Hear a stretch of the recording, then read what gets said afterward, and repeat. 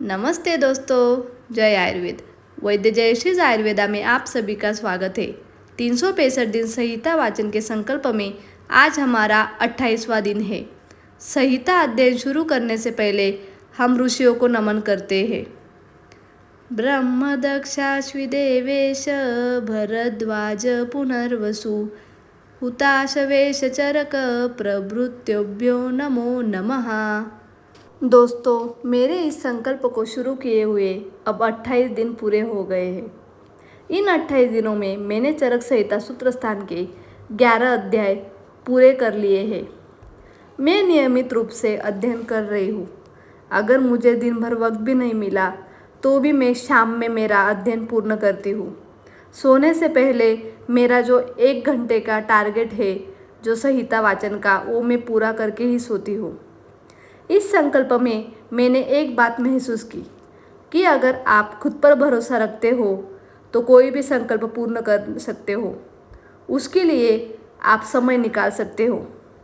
आपको सिर्फ एक बात का ध्यान रखना है कि अगर आप कोई उद्देश्य पूर्ण करना चाहते हो तो आपको सातत्य, नियमितता बहुत महत्वपूर्ण है। सातत्य, नियमितता को ही हम कंसिस्टेंसी कहते हैं। कंसिस्टेंसी बहुत ज़्यादा ज़रूरी है। आपको किसी भी चीज़ में सफल होने के लिए कुछ अलग करने की ज़रूरत नहीं है। आपको बस उस चीज़ में कंसिस्टेंसी रखनी है। वह कहते हैं ना, प्रैक्टिस मेक्स मैन परफेक्ट, यानी नियमित एक ही चीज़ करने से आप उसमें उत्कृष्ट हो जाते हो।